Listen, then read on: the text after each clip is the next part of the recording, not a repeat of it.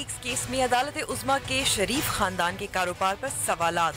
Dubai, Jeddah, Qatar में कारोबार कब, कहां और कैसे किया गया? लंदन फ्लैट्स खरीदने के लिए रकम कहां से आई? पीटीआई को साबित करने का कहा गया।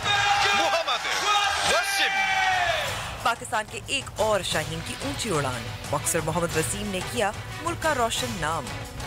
और अब ट्रंप को जलाए गए अमरीकी झंडों ने घेर लिया। अस्सलाम वालेकुम and welcome to News Wise. मैं हूं अंबर शमसी।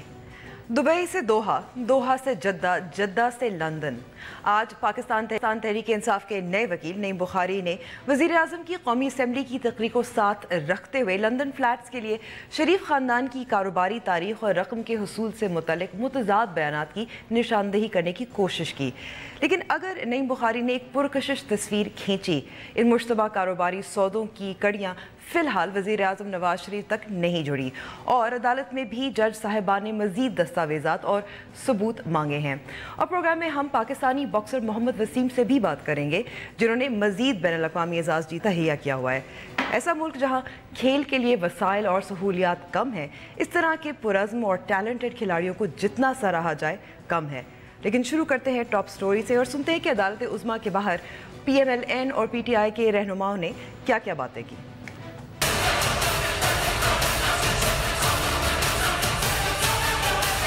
मिनिस्टर और उनके बच्चों ने जितने भी एविडेंस जमा कराए हैं वो हम ओन करते हैं, उनका तमाम रिकॉर्ड मौजूद है। अगर किसी के पास कोई भी काउंटर नैरेटिव है, कोई भी काउंटर एविडेंस है, वो कोर्ट में लेके आए।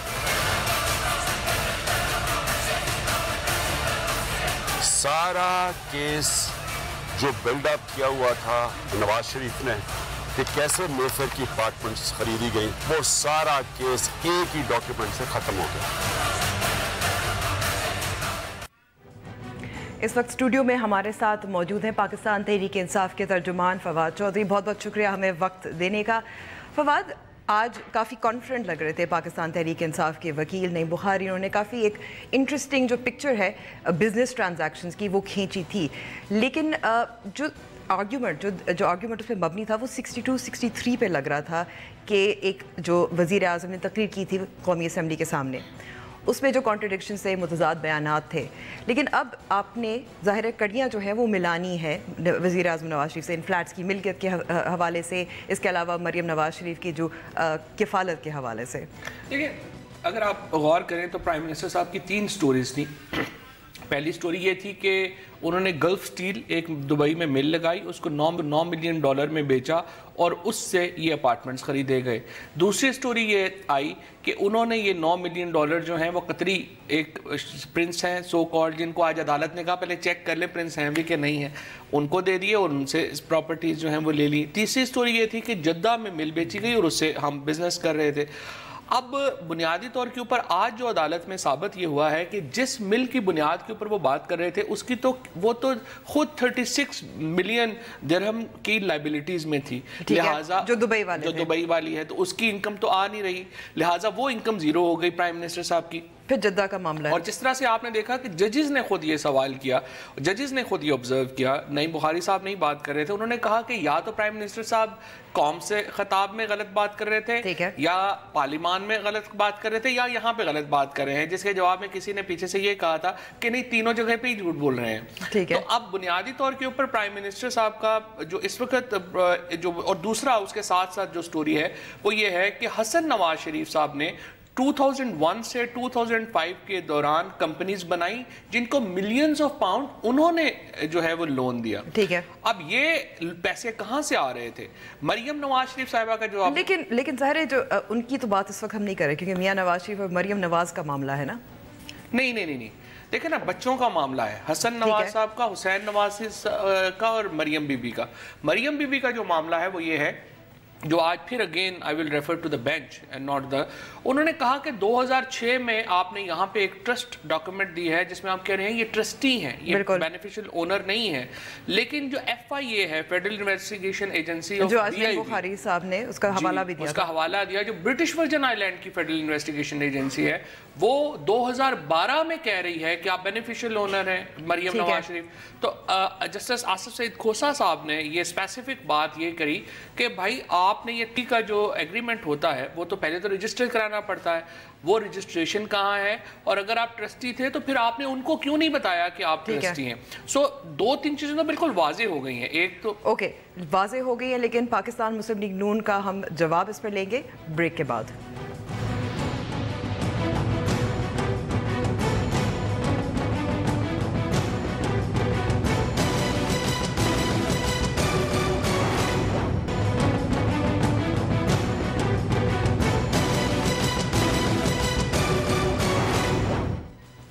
ویلکم بیک ٹو دا شو. ہمارے ساتھ اسٹوڈیو میں اس وقت موجود ہیں محسن شاہ نواز رانجھا صاحب, پاکستان مسلم لیگ نون کے. بہت بہت شکریہ ہمیں وقت دینے کا. بریک سے پہلے ہم بات کر رہے تھے, ظاہر ہے آج جو سماعت ہوئی تھی اس کے اندر اس میں جو نعیم بخاری صاحب نے کچھ آرگیومنٹس یہ تھے. ایک اس میں جو یہ تھی کہ مریم نواز کی جو بینیفیشل اونرشپ ورسز ٹرسٹی شپ, تو اس پہ آپ کا جواب چاہتے تھے کہ کافی کنونسنگ آرگیومنٹس دیے تھے نعیم بخاری صاحب نے, اور ججز بھی ایسا لگ رہا تھا کہ دلچسپی لے رہے تھے, سوال پوچھ رہے تھے, اور مزید آپ سے, آپ کی سائڈ سے سوال پوچھنا چاہ رہے تھے. دیکھیں ہماری سائڈ کا جو سوال تھا اس کا جواب تو ہم دیں گے, لیکن ہم یہ مناسب سمجھتے تھے کہ بخاری صاحب کے آرگومنٹس چل رہے ہیں وہ ختم ہوں گے تو پھر اس کے بعد ہم اپنا جواب دیں گے. ہوتا بھی یوں ہی ہے, لیکن یہاں پہ آج نعیم بخاری صاحب نے all of a sudden you turn لیا ہے, اور وہ یو ٹرن انہوں نے اس طرح لیا کہ جو کورٹ نے 4 باتیں بنیادی طور پہ عدالت پوچھتی تھی کہ جی جو ان کی پٹیشن میں کلیم بھی ہے کہ پاکستان میں کرپشن ہوئی, پاکستان سے پیسے بذریعہ ہونڈی دبئی پہنچے, دبئی میں وہ پیسے لگے, پھر دبئی سے وہ پیسے جدہ میں یا وہ پراپرٹیز خریدنے کے لیے استعمال ہوئے لنڈن میں.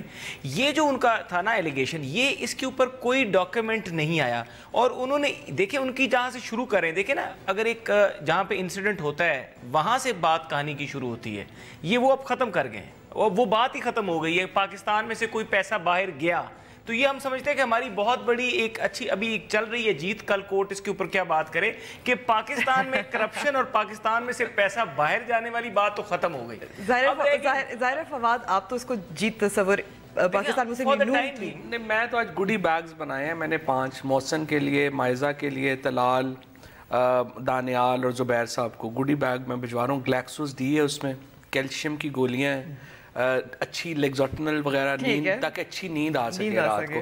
آج کافی پریشان ہے محسن بھی, دانیال وغیرہ. اگر آپ دیکھیں بعد میں بڑا چہرے ذرا ہوائیاں سی اڑی ہوئی تھیں, کافی جو ہے آج حوصلے میں نظر آنے کے لیے کچھ کافی آئے ہیں. محسن نے دیکھو تہاڈا وکیل بدلیا, ساڈا وکیل اجے تک نہیں بدلیا, اسی قائم ہاں. لیکن نعیم بخاری صاحب نے کافی did a good job today. اچھا دیکھیں بات سنیں, ایک وکیل اپنا وکالت کرتا ہے, اس کا اپنا طریقہ کار ہے, اور مجھے پتا ہے کہ بخاری صاحب کی تیاری کرائی گئی ہے, محنت ہے, ظاہر ہے اتنے بڑے بڑے الزامات تھے, لاک ڈاؤن تھا, پورا ملک ٹی وی پہ بیٹھا ہوا تھا. اب اگر وکیل پچھلی تاریخوں کی طرح کبھی وہ 600 صفحات پہ مشتمل جو کاغذ جمع کرائے گئے, پھر میں سننے میں آیا نا کہ پکوڑے ان پہ بیچیں یا عدالت اخباری تراشو, پھر آج بھی وہ غلطی کرنے لگے تھے. آج بھی انہوں نے کہا کہ اگر میں نے 15 سے 20 سال پرانی خبریں آپ کی نکال لیں تو پھر آپ نہیں بچیں گے. تو آج بھی عدالت نے معاونت کی, ان کو سمجھایا کہ خبروں پہ مت جائیے. لیکن جو انہوں نے بات کی ہے, دیکھیں جو ٹرانزیکشن وہ ہم پہ کہہ رہے ہیں کہ دبئی میں پراپرٹی سے, ایک پوائنٹ ان کا کر دیتے ہیں, BCCI سے ہماری سیٹلمنٹ ہوئی, ٹھیک ہے, BCCI نے ہمیں پیسے دے دیے, BCCI نے $12 ملین کی 12 ملین درہم کی بات ہو رہی نا, تو 12 ملین جو UAE درہم ہے وہ کہہ رہے ہیں کہ جی ہم کہہ رہے ہیں کہ ہم نے آگے قطری کو دیے, اور ہم یہ پروو بھی کریں گے. آگے قطری شہزادہ بھی ہے جو کہہ رہا ہے کہ میرے بھائی کے ساتھ ان کا بزنس تھا. لیکن عدالت میں یہ بھی کہا گیا کہ وہ ایفیڈیوٹ تھا, وہ اس کی لیگل حیثیت, قانونی حیثیت تو نہیں ہے. اگر وہ بندہ صرف دستخط, اگر بندہ آ کے سپریم کورٹ کا یہ بھی لا ہے کہ اگر کوئی بندہ آ کے اپنی اونرشپ لیتا ہے کسی کاغذ کی, جی میں نے سائن کیا, تو ختم ہوگی بات. طارق شفیع بھی بیٹھا ہے, وہ قطری شہزادہ جو ہے پرنس ہے وہ بھی ایگزسٹ کرتا ہے, اور وہ کہتا ہے کہ ریکارڈ بھی میرے پاس موجود ہے. اب اسپیسیفکس پہ بات جا رہی ہے. بالکل, اب اسپیسیفک جو سوالات آئیں گے تو نارمل تھا, ہم تو یہ کرتے, اور ہم یہ ایکسپیکٹ کر رہے تھے کہ جو اتنا عرصہ قوم کا ٹائم ضائع ہوا اس لیٹیگیشن میں, اگر شروع میں ہی مقدمہ بحث کی طرف جاتا اور اسپیسیفکس پہ بات ہوتی تو نہ عدالت کا وقت ضائع ہوتا, نہ میڈیا کا وقت ضائع ہوتا, نہ قوم کا وقت ضائع ہوتا. میڈیا کو تو خیر وقت ضائع نہیں ہوتا, ان کو موقع چاہیے ہوتا ہے, لیکن میڈیا کی تو موئی لگی ہوئی ہے. لیکن بات یہ ہے, دیکھیں اس میں ایشو کیا ہے, ایشو یہ جو کہہ رہے ہیں نا گلف والا, آج نعیم بخاری صاحب تو اس سے آگے چلے گئے نا, یہ تو ایشو نہیں رہا. انہوں نے کہا کہ آپ نے کہا کہ یہ جو فیکٹری ہے ہمیں اس سے $9 ملین ملے ہیں, ہم نے بیچی ہے. अब हम जब देखते हैं उसका जो आज इन्हीं के रिकॉर्ड से, हमने रिकॉर्ड नहीं दिया, इन्हीं के रिकॉर्ड से जो हमने ब्रेकडाउन दिया है, जिसकी कॉपी आई एम श्योर आपके पास भी है, आपने देखा है कि 36 मिलियन दिरहम की लायबिलिटीज हैं उसके ऊपर, जिसमें से 21 मिलियन दिरहम सेटल डाउन किया है इन्होंने। सो आफ्टर दो, अगर हम इनकी वहां से तो पैसा बचता नहीं है ना, एग्जैक्ट यही वर्जन पूरा मान भी लें तो इनके पास तो 1 रुपया भी नहीं बचता। फिर हसन नवाज शरीफ जो है, उन्होंने सिर्फ अपनी जो फ्लैगशिप इनकॉर्पोरेटेड है और जो 5 दीगर कंपनीज हैं, उनको millions of pound, Hassan Nawaz Sharif जो उस वक्त की उनकी उम्र 23 साल थी, उन्होंने मिलियंस ऑफ पाउंड जो है वो कर्जा दिया है अपनी फर्म्स को। तो सवाल एक तरफ ये पैदा हो रहा है कि मरियम नवाज शरीफ बीबी का, जिस तरह मैं आगे जिक्र कर रहा था कि जज साहब ने कहा कि अगर आप 2006 में ट्रस्टी थी तो 2012 में आप कैसे बेनिफिशरी थी, तो आप इसका जवाब दीजिए। दूसरा हमें ये जवाब दीजिए कि हसन नवाज साहब के पास 2001 में कहां से मिलियंस ऑफ पाउंड आए। तीसरा आप हमें ये जवाब दीजिए कि जब ये आपने फैक्ट्री बेच दी और इसकी लायबिलिटी सेटल हो गई, आपका पैसा जीरो हो गया, तो जो चेन आप बना रहे हैं कतर से वहां तक, वो कैसे बनी है? ये 3-4 सवाल हैं जो आज उठे। बड़े सिंपल से सवाल है और बड़ा आसान जवाब है। ठीक है कि जो पैसे वहां से हमारी सेटलमेंट हुई है, वो पैसे जो दुबई कतर में लगे, उनका हमारे पास मौजूद है सारा डॉक्यूमेंट हमारा, हम ये साबित करेंगे। ये कहते हैं जी पैसे कहाँ पे दिए। अभी आज से 20 साल पहले फवाद साहब यहाँ बैठे, मैं इनसे पूछूंगा फवाद साहब 20 साल पहले आपके घर पे 3 फेज मीटर लगा था कि सिंगल फेज लगा था? आप स्पेसिफिक्स पे जा रहे हैं ना कि पैसा कहाँ पे दिया। मियां शरीफ साहब जो अब इस दुनिया में नहीं है, उन्होंने दुबई में उनको पैसे दिए या उन्होंने कतर जाके दिए? 9 मिलियन डॉलर है यार। दरम। अच्छा अब वहां पे 9 मिलियन दरम कर लो, 12 रियाल भी हैं। लेकिन अच्छा मैं यहाँ पे ये कह रहा हूँ कि ये जो चीज है, लेकिन आप बता दें पहले, आप मुझे बता दो, समाप्त करने जो पैसे कतर में इन्वेस्ट हुए, उस पैसे की ओनरशिप कतर का एक बंदा ले रहा है और वो कह रहा है कि मेरे पास रिकॉर्ड मौजूद है।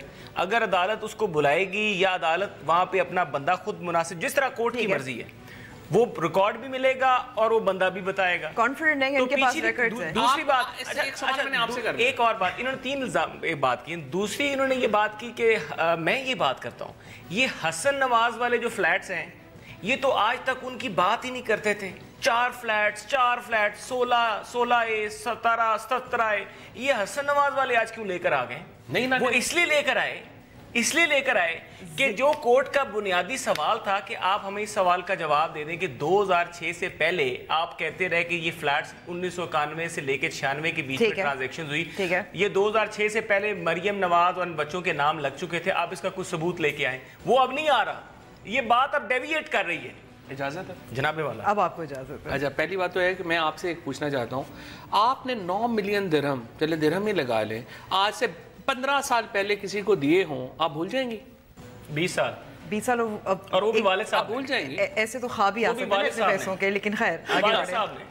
मतलब ये कोई बात है कि मूंगफली थोड़ा दे रहे थे, 9 मिलियन दिरहम दे रहे, कह रहे हैं वो इतनी इंपॉर्टेंट ही नहीं है, वो भूल गए। अब दूसरी जो आखिरी बात इन्होंने की है वो ये है, वैसे खैर इनके पास जितना पैसा है 9 मिलियन दिरहम तो वाकई भूल सकते हैं, मूंगफली है, लेकिन ये मेरे आपके मसाइल हैं गरीब लोगों के। दूसरा जो इंपॉर्टेंट पॉइंट ये जो कह रहे हैं, वो कह रहे हैं कि आप हसन की प्रॉपर्टीज क्यों उठा रहे हैं? हम इसलिए उठा रहे हैं कि आपने ये डिफेंस लिया है कि हमारे पास ये ही पैसे थे कतर के, जो हमने गल्फ स्टील बेची, जद्दा स्टील बेची, गल्फ स्टील बेची, यही पैसे थे जिससे हसन कारोबार कर रहा था। अब हम ये उठा रहे हैं कि ये पैसे तो साबित हो गया कि आपने लायबिलिटी सेट कर दी हैं, आपके पास पैसे नहीं वो थे। तो दुबई का एक मामला, दुबई का मामला आ गया। आपने ये जो मिल लगाई है, अच्छा उसमें भी जज साहब ने सवाल किया है कि आपने दुबई से कतर और कतर से यूके की मनी ट्रेल नहीं दी है।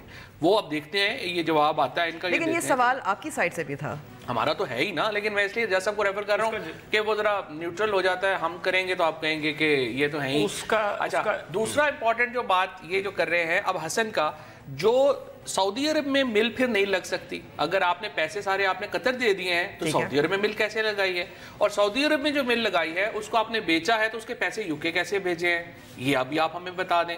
और अगर आपके पास वही पैसे हैं तो हसन नवाज साहब मिलियंस ऑफ पाउंड कैसे दे रहे हैं, ये भी बता दें। एक सवाल जो जज साहिबान ने भी किया था, उसमें पूछूंगी, जब कारोबार करते हैं तो ज़ाहिर है ज़ाती जो ताल्लुकात है उसमें भी होते हैं, लोन्स भी होते हैं, कर्जे भी होते हैं।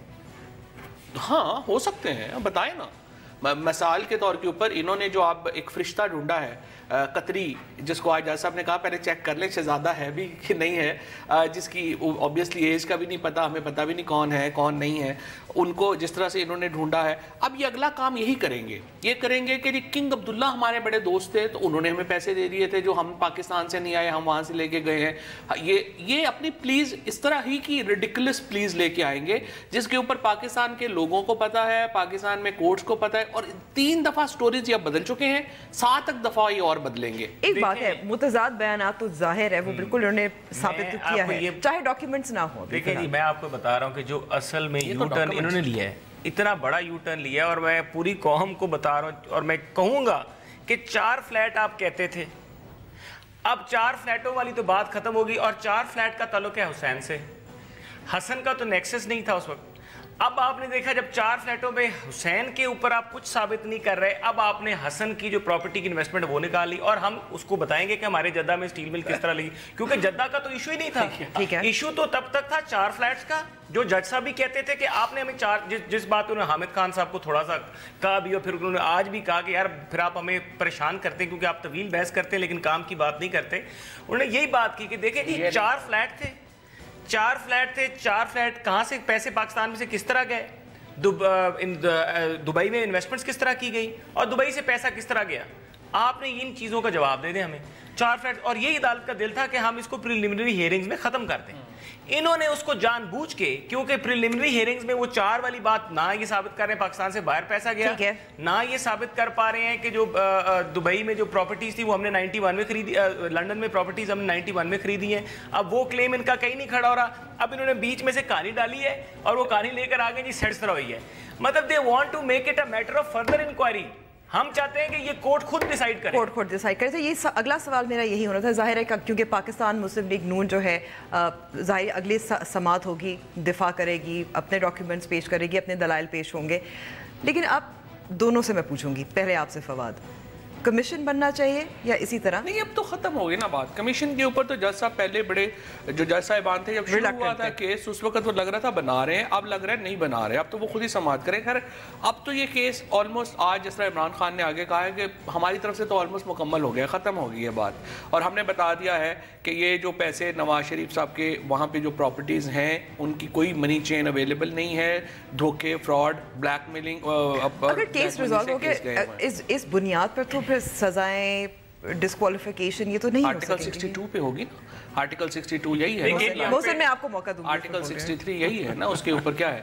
But that's not the case. But that's not the case. Case تھا کہ پاکستان میں کرپشن ہوئی, پاکستان میں انہوں نے سارا کچھ کر کے کرپشن کرنے کا پیسہ باہر گیا. اب ان کا کیس کیا رہ گیا جی, پارلیمنٹ کے فلور پہ وزیر اعظم نے کہا کہ 12 ملین جو تھا درہم وہ 12 ملین نہیں تھا, وہ 9 ملین تھا. وزیر اعظم نے دبئی میں اپنے اکاؤنٹنٹ کا نام نہیں بتایا. یہ وہ باتیں کر رہے ہیں جو باتیں بالکل بات آپ کی درست ہوگی, لیکن کیس جو ہے 62 63 کی بنیاد پہ تو نہیں ہے.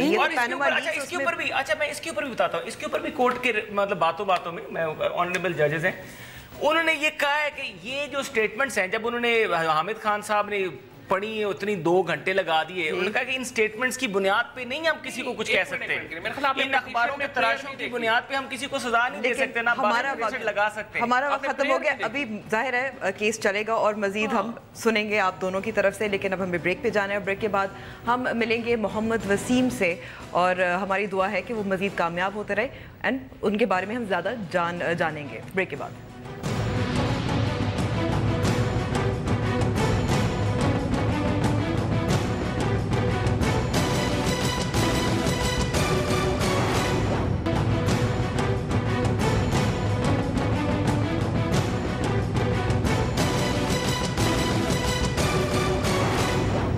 ویلکم بیک ٹو دا شو.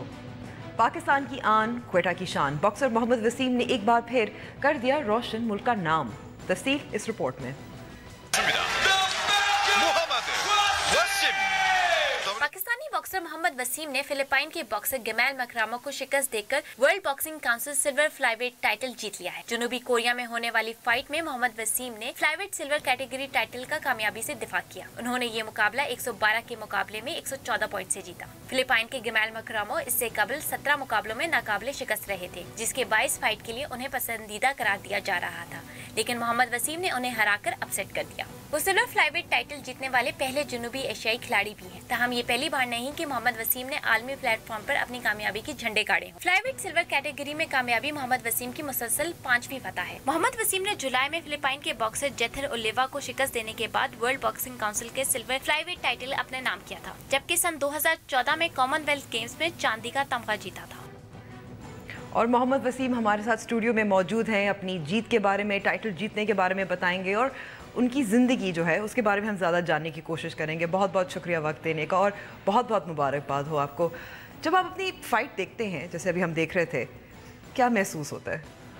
काफ़ी खुशी होती है और प्राउड फील करता हूँ कि अपने मुल्क को रिप्रेजेंट करता हूँ पूरी दुनिया में। अच्छा लगता है और मैं हमेशा जीत के आता हूँ तो खुशी होती है। आप बल्कि पाकिस्तान में भी जो नेशनल चैम्पियनशिप्स हैं उसमें भी आप अंडर रहे हैं, आपको किसी ने शिकस्त नहीं दी। जी बिल्कुल, अल्हम्दुलिल्लाह काफ़ी अच्छा रिकॉर्ड है एमेच्योर बॉक्सिंग में। कॉमनवेल्थ गेम्स, एशियन गेम्स, बड़ी इवेंट्स में मैंने पाकिस्तान का नाम रोशन किया और एमेच्योर बॉक्सिंग में भी काफ़ी मेडल्स है मेरे पास। लेकिन अब जाहिर है आप देख रहे हैं इंटरनेशनल अवार्ड टाइटल्स मज़ीद। जी बिल्कुल, यही गोल है जो एक कि वर्ल्ड चैम्पियन बनूं, पूरी दुनिया में पाकिस्तान का नाम रोशन करूं। जैसे अभी WBC वर्ल्ड बॉक्सिंग काउंसिल का टाइटल साउथ एशिया में किसी के पास भी नहीं है। जब से 7 मुल्क बने हैं तो वाहिद मुल्क पाकिस्तान है, उसके पास है ये टाइटल। खुशी होती है कि एक इतना बड़ा कारनामा अंजाम दे अपने मुल्क के लिए और पूरी दुनिया में फ्लैग लहराता हूँ अपने मुल्क का।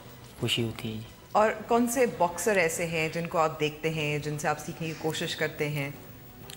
जी बॉक्सिंग में तो पहले जो पुराने बॉक्सर थे, मोहम्मद अली और माइक टायसन जैसे बड़े स्टार्स थे, बिल्कुल, तो उनसे काफ़ी, उस टाइम हम बच्चे छोटे थे, उम्र काफ़ी छोटी थी, उनको देखते थे। लेकिन अभी काफ़ी इंडस्ट्री में न्यू जो जनरेशन है, अभी जो अच्छे बॉक्सर है, बड़े अच्छे यहाँ पे तो पाकिस्तान में तो काफ़ी अगर अच्छे बॉक्सर है वो उनको शायद जानते हैं, हमारी आवाम को पता नहीं उसके बारे में जी। लेकिन कैनेलो अल्वेरेस है, मिगेल कोटो है और इस तरह बड़े स्टार्स है, फ्लॉयड मैवेदर है, तो उनसे हम सीखते भी हैं और उनको देखते हैं। काफ़ी अच्छा लगता है हमें बस बॉक्सिंग करते। अब मैं देख रही थी कि आपके अभी भी नील पड़े हुए हैं इस फाइट से। बॉक्सिंग का शौक, क्वेटा जैसा शहर जो जहाँ वहाँ इतनी ज़्यादा सहूलियात नहीं हैं, तो मुश्किल तो हुई होगी अपना पेशा अपनाने में, नाम बनाने में। जी एक टाइम से बॉक्सिंग गेम ही ऐसी है, इसमें स्ट्रगल है। जितने भी आप बॉक्सिंग हिस्ट्रीज देखें, हॉलीवुड में अभी इस साल में 4 मूवीज़ बनाए सिर्फ बॉक्सर्स पे, यही जो WBC चैम्पियंस हैं इनके ऊपर। तो स्ट्रगल होती है बॉक्सिंग में, काफ़ी ज़्यादा मुश्किलात होते हैं और एक गरीब गेम, यानी लोगों के पास कुछ पैसे नहीं होते, बॉक्सर्स जो ज़्यादातर होते हैं तो वो इसीलिए खेलते हैं बॉक्सिंग, तो फिर उससे ऊपर जाते हैं। बहुत बड़े स्टार्स है, मैनी पकियाओ के पास कुछ भी नहीं था, स्ट्रीट पे सोता था, लेकिन अभी वो एक बिलियनर है। सो फ्लॉयड मैवेदर सेम, मतलब इस तरह काफ़ी। लेकिन मैंने तो अभी इनको देखा, इससे पहले तो हमें पता ही नहीं था। हमारे घर के पास एक छोटा सा जिम था, हम वहाँ पे बॉक्सिंग मैंने स्टार्ट की। उसके बाद फिर मैंने अपने मुल्क पाकिस्तान को रिप्रेजेंट किया और नेशनल चैम्पियन बना, पाकिस्तान बॉक्सिंग टीम का कप्तान रहा हूँ मैं 8 साल। फिर उसके बाद मैं प्रोफेशनल में टर्न हुआ, अल्हम्दुलिल्लाह 5 फाइट खेले हैं और सारे टाइटल खेलता हूँ। और एक हिस्ट्री बनाई है मैंने पूरी दुनिया में, कोई इस तरह फाइटर नहीं है कि वो 4th फाइट में वर्ल्ड टाइटल जीते। ठीक है, अच्छा लेकिन वसाइल की कमी हमने बात की, मुश्किल होता होगा क्योंकि पाकिस्तान में उस तरह से क्रिकेट के अलावा शायद इतने पैसे नहीं है किसी और खेल के लिए, हॉकी भी शायद अगर उसको शामिल किया जाए। तो किस तरह से आप फंड्स के साथ इकट्ठा करते हैं इस तरह के टाइटल्स बाहर जाने की? मैं पाकिस्तान वापडा से हूँ, मैं खेलता हूँ वापडा के लिए, और पाकिस्तान में भी मेरा एक ट्रेनर है मोहम्मद तारिक, ये मुझे सपोर्ट करते हैं, मेरा डिपार्टमेंट थोड़ा सपोर्ट करता है मुझे। लेकिन ये जो प्रोफेशनल बॉक्सिंग है इसमें मतलब काफ़ी ज़्यादा पैसे चाहिए होते हैं, کافی زیادہ آپ کو اسپانسرز چاہیے ہوتے ہیں تاکہ آپ جتنے اسپانسر آپ کو ملیں گے اتنے اچھے آپ کو فائٹس ملیں گے, اتنے بڑے ایجنٹ بھی چاہیے ہوتا ہوگا. جی تو لیکن اصل میں ہے مجھے کوئی پروموٹ کر رہا ہے, کورین اسپانسرز بھی کورین کر رہے ہیں مجھے. تو یہ جو لاس ویگس میں میں ٹریننگ کر رہا ہوں, پورے جو ان کی جو پیسے وغیرہ جو دیتے ہیں مجھے, یہ کورینس کر رہے سب کچھ. تو پاکستان سے ابھی تک تو کسی نے مجھے اسپانسر نہیں کیا ابھی ایک, بلکہ آپ کو لیکن پشاور زالمے جو ہے انہوں نے آپ کو ایمبیسڈر بھی بنایا. جی بالکل, ہاں, جاوید بھائی, جاوید آفریدی نے اپنے ٹویٹر پہ اور فیس بک پہ پیج پہ اپنا بتایا ہے کہ مجھے وہ ایمبیسڈر بنایا, اور انہوں نے مجھے کال بھی کیے, بتایا ہے کہ انشاءاللہ ہم آپ کو اپنا ایمبیسڈر بنایا اس ٹیم کے لیے پشاور زلمی کے, اور ہم آپ کو سپورٹ کرتے رہیں گے. جو میری جو اپ کمنگ فائٹ ہے اس کے لیے اسپانسر بھی کریں گے مجھے. ہاں, لیکن مجھے اسپانسرز اور بھی کمپنیز سے چاہیے ہوں گے, کیونکہ میں آگے جو میری فائٹ ہوگی وہ بہت بڑی فائٹ ہوگی. میں جو WBO کو میں چیلنج کر رہا ہوں, ایک ورلڈ ٹائٹل ہے. تو لڑکا کافی اسٹرانگ ہے, انڈیفیٹڈ ہے, تو اس کے لیے مجھے اسپانسرز چاہیے ہوں گے. تو مگر مجھے ملٹی نیشنز کمپنی اسپانسرز کرے تو کافی اچھا ہوگا میرے لیے. اچھا, جب اسپانسرشپ کی آپ بات کرتے ہیں, ظاہر ہے آپ کی ٹریننگ, وقت, اس میں اکوپمنٹ, اس میں آپ کا ٹرینر بھی شامل ہو گئے جو آپ کو تربیت دیتے ہوں گے, اور ساتھ ساتھ ظاہر ہے آپ کی کیا کہتے ہیں میڈیکل ہیلپ جو ہوتی ہے وہ بھی ضروری ہوتی ہے. کیا کیا شامل ہوتا ہے اسپانسرشپ کے لیے؟ اسپانسرشپ میں دیکھیے باکسنگ گیم جو ہے اس میں وہ کافی یعنی زیادہ اس کے لیے مہنگا گیم ہے. یعنی اس میں آپ کو ٹرینر کا فیس آپ کا الگ ہے, اور جو آپ کا کنڈیشن ٹرینر ہے اس کا فیس الگ ہے, اور ڈاکٹر جو ہے آپ کو جو فوڈ سپلیمنٹ کے لیے آپ کو زیادہ تر گائیڈ کرتے ہیں وہ آپ سے الگ پیسے لیتے ہیں. امریکہ میں تو سب آپ سے بغیر پیسے کے بغیر کوئی آپ سے بات بھی نہیں کرتا. تو یہ ٹرینرز ان کو سب کچھ, میرا صرف یہ ٹرینر جو جیف میویدر ہے $5,000 پر منتھ وہ اس کو کورین پے کر رہے ہیں, اور جو میرے کنڈیشن ٹرینرز ہیں ان کو پے کر رہا ہے, وہ سب کچھ وہ کر رہے ہیں. تو مجھے کافی یہاں سے اسپانسرز اگر اچھے ملیں گے تو میں کافی اچھا ہوں گا. لیکن اس فائٹ کے لیے بھی میں کافی پریشان تھا, مجھے کوئی اسپانسر نہیں تھا اس فائٹ کے لیے پاکستان سے. ٹھیک ہے, ایون کورینز نے بھی اس فائٹ کے لیے مجھے اسپانسر نہیں دیے, کہ انہوں نے کہا کہ آپ تو پاکستان کو کر رہے ہیں تو آپ کو یہاں سے کوئی یہاں سے نہیں ملے گا. اچھا, جیسے پاکستانی نژاد برطانوی باکسر عامر خان آتے رہتے ہیں پاکستان, انہوں نے کہا کہ باکسنگ کو فروغ بھی دیں گے پاکستان میں. ان سے ملاقات ہوئی, ان سے کچھ ٹریننگ ٹپس یا کچھ ایسے؟ نہیں, عامر خان سے تو میری ملاقات نہیں ہوئی بہت ٹائم سے. لاسٹ ٹائم ہم ملے تھے گلاسکو میں جب میں کامن ویلتھ میں سلور میڈل میں نے جیتا تھا, اس کے بعد میری ملاقات نہیں ہوئی. ہاں, اگر وہ کر سکتا ہے, اس کے پاس کافی پیسے ہیں اور وہ چیمپئن رہ چکا ہے, لیکن ابھی تو وہ باکسنگ میں نہیں ہے. تھوڑا سا شاید وہ لاسٹ فائٹ جب لوز کر گیا اس کے بعد ابھی تک تو وہ ورلڈ رینک میں نہیں ہے. آئی تھنک وہ, مجھے نہیں پتا کہ وہ پاکستان کے باکسرز کو سپورٹ کرے نہیں کرے. اگر کرنا چاہیے تھا تو سپورٹ کرنا تھا تو لڑکے چلے جاتے اولمپک میں. 2016 جو ریو اولمپک ہوا, ہمارا کوئی بھی نہیں, کوئی ایون ہم کوالیفائی بھی نہیں کیے, ہم نے کچھ بھی نہیں کیا. تو سپورٹ کرنا چاہیے اگر کر سکتا ہے وہ. ٹھیک ہے, بہت بہت شکریہ بات کرنے کا محمد وسیم, اور مزید کامیابیوں کی ہماری دعا ہے آپ کے لیے. لیکن اب ہم بریک پہ جائیں گے, اور بریک کے بعد امریکہ میں امریکی جھنڈے کون جلا رہے ہیں, کیوں جلا رہے ہیں, بریک کے بعد.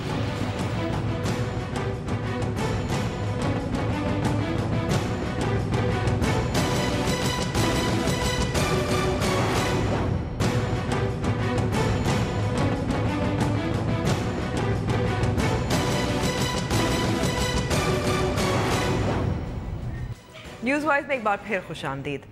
ٹرمپ کا بطور امریکی صدر انتخاب اور اس کے نتیجے میں چلنے والی بدامنی کی لہر جو چلی تو رکنے کا نام نہیں لے رہی. اب ٹرمپ نے ایسا کیا کہہ دیا جس کی وجہ سے مخالفین سراپا احتجاج ہیں, جانیے اس رپورٹ میں.